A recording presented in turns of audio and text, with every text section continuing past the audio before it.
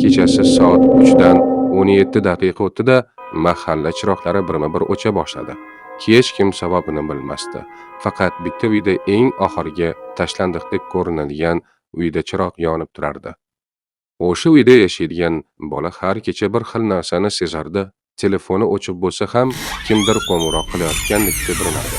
Bir kecha u qo'rqib telefonni ochdi. Ekranda bitta yozuv bor edi. Orqangga qarama. Nafasi ichiga tushdi.